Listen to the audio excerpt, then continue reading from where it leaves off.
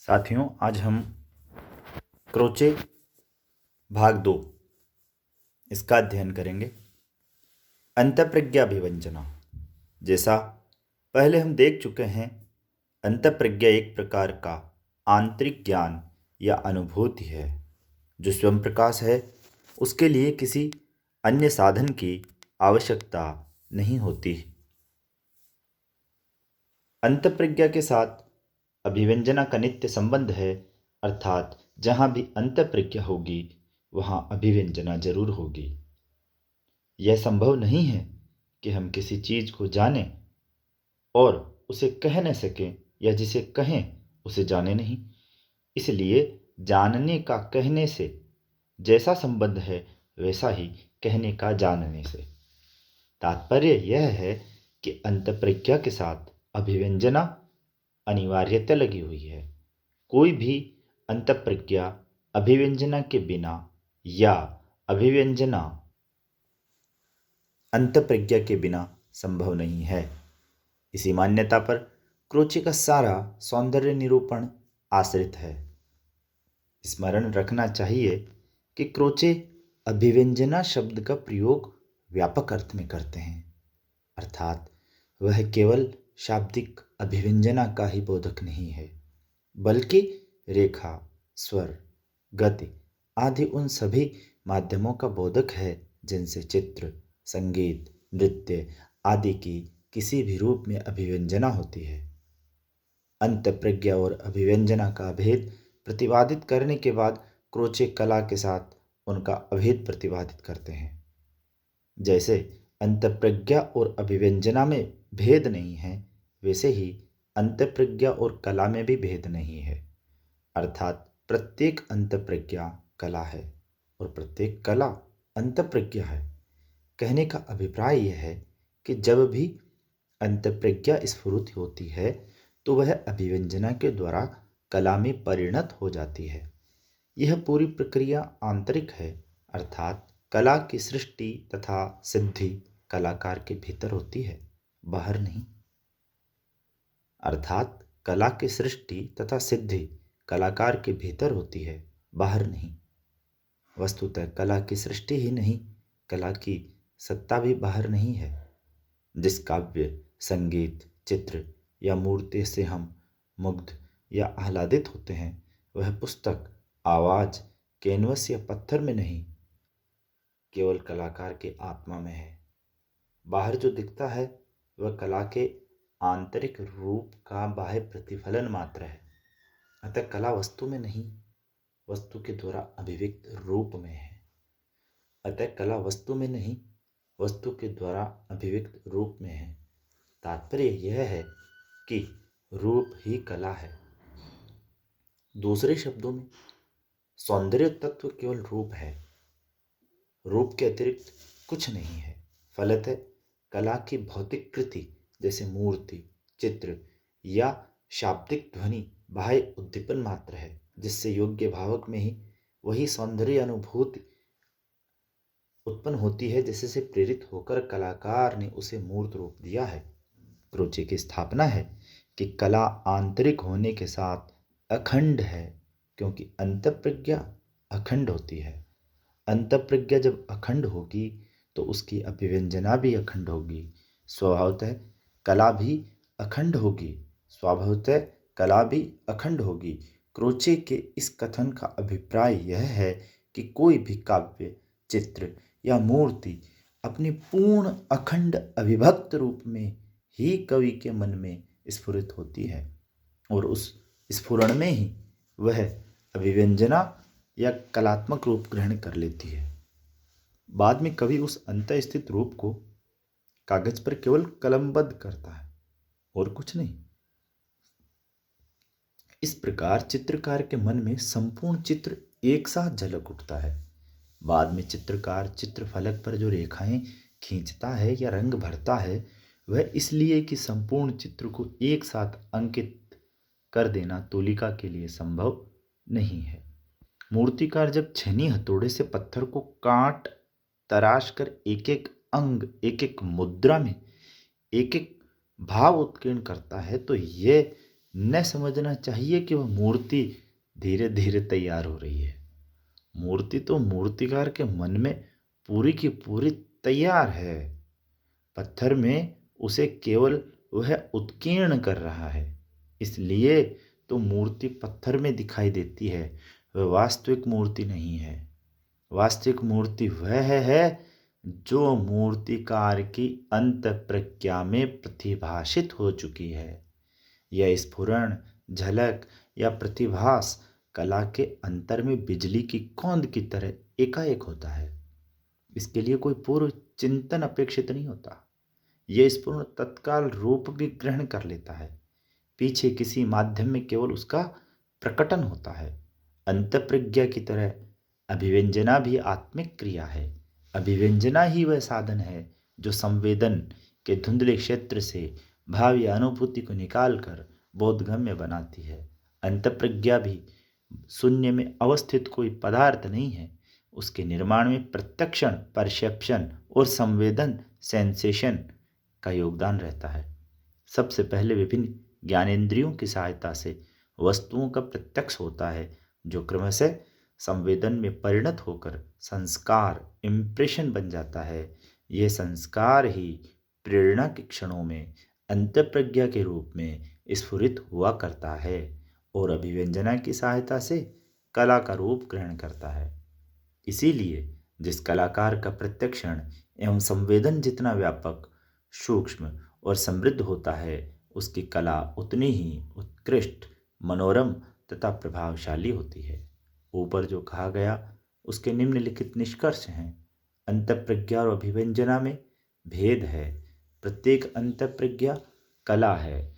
कला सृष्टि केवल आंतरिक है, कला रूप में है, वस्तु में नहीं। कला अखंड है। अंतःप्रज्ञा और अभिव्यंजना का भेद बहुत दूर तक स्वीकार्य है। ध्यान में तो इतना ही रखना है कि अभिव्यंजना का वह अर्थ क्रोचे को अभिमत नहीं है जो प्रचलित है। अभिव्यंजना का प्रचलित अर्थ है बाह्य अभिव्यक्ति। क्रोचे उसे केवल आंतरिक मानते हैं। इसलिए उनकी दृष्टि में प्रत्येक अंतःप्रज्ञा अभिव्यंजना भी है, क्योंकि जब तक अंतःप्रज्ञा अभिव्यंजना नहीं बनती तब तक उसका ज्ञान ही नहीं होगा। क्रोचे की दूसरी मान्यता अर्थात प्रत्येक अंतःप्रज्ञा कला है,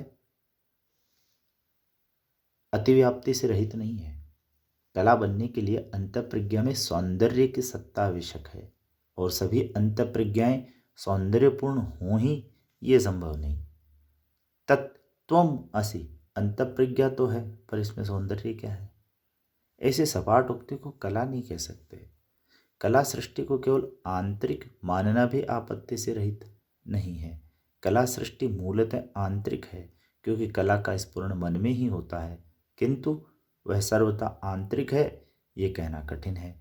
किसी कलाकृति का जो स्फुरण मन में होता है वह समस्त सूक्ष्माति सूक्ष्म विवरणों के साथ नहीं होता। मन में उसकी स्थूल रूपरेखा मात्र स्फुरित होती है। बाह्य अभिव्यक्ति के क्रम में उसमें अनेक परिवर्तन हुआ करते हैं। यदि ऐसा नहीं होता तो कवि को उपयुक्त शब्दों को ढूंढने का प्रयास क्यों करना पड़ता, या एक बार लिख लेने पर उसमें हेरफेर की गुंजाइश क्यों होती? ऐसे ही चित्रकार बार बार रेखाएं खींचता मिटाता क्यों? चौथी मान्यता भी अंशतः ही सही है।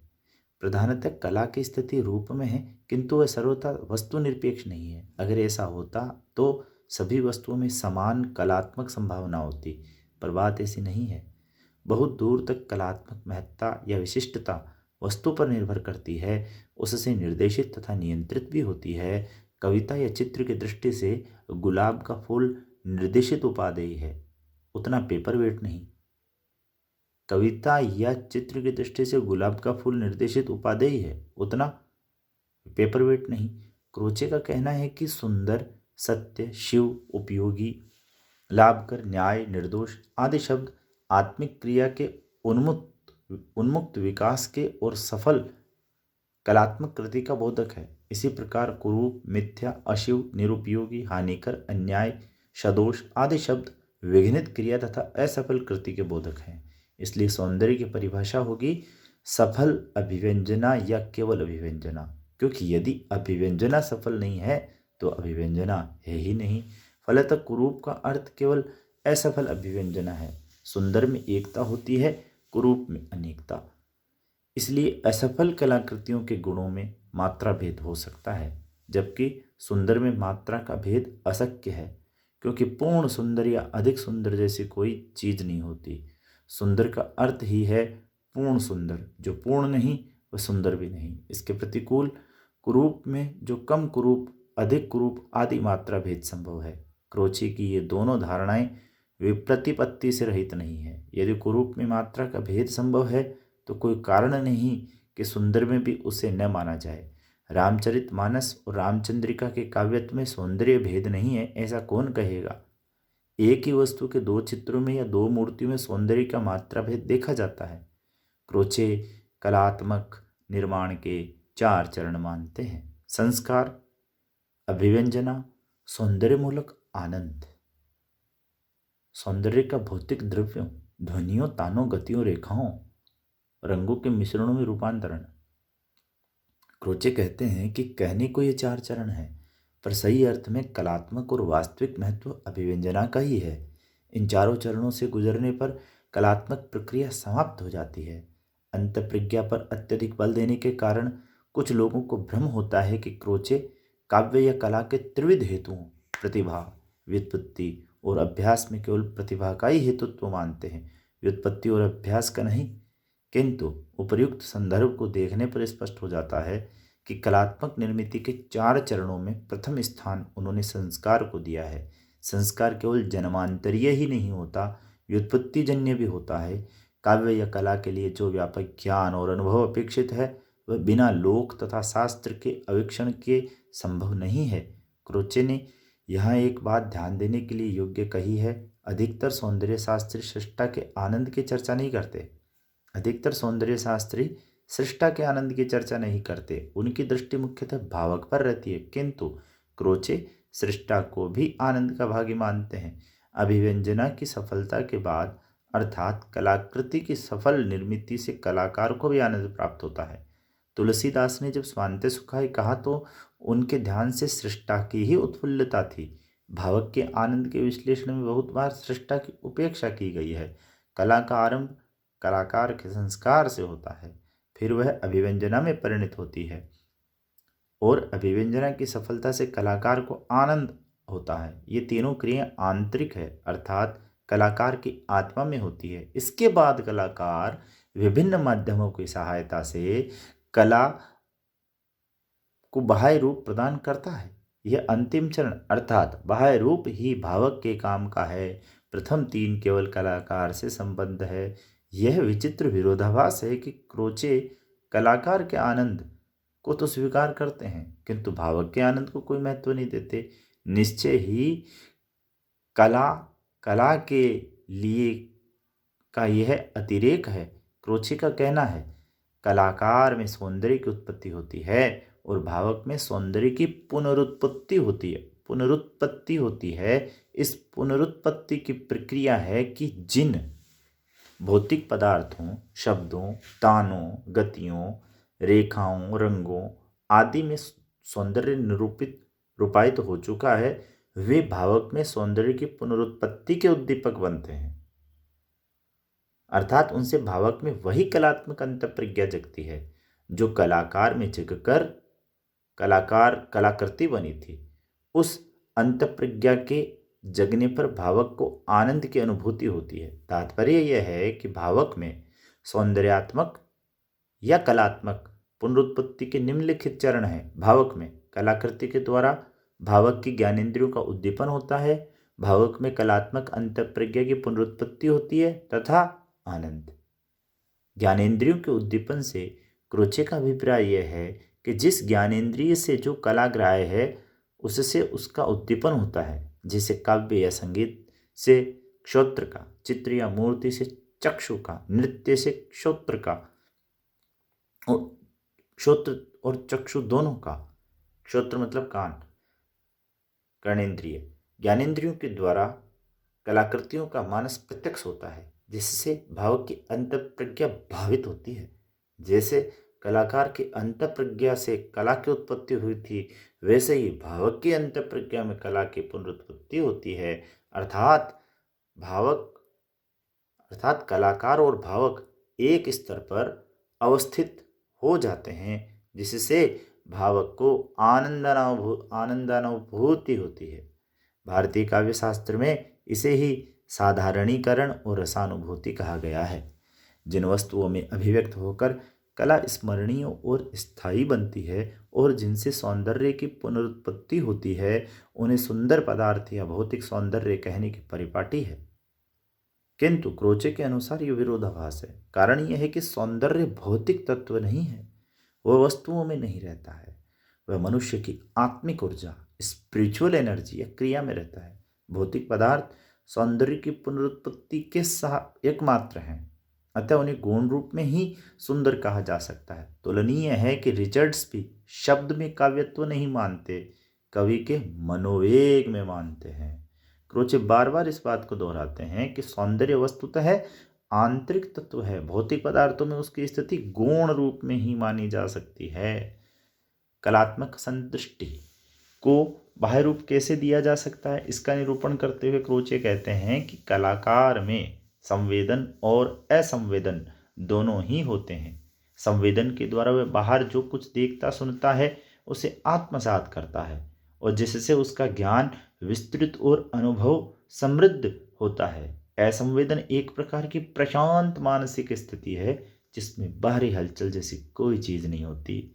इस असंवेदन की अवस्था में ही आत्मसात की हुई सामग्री रूप ग्रहण कर कला में परिणत होती है।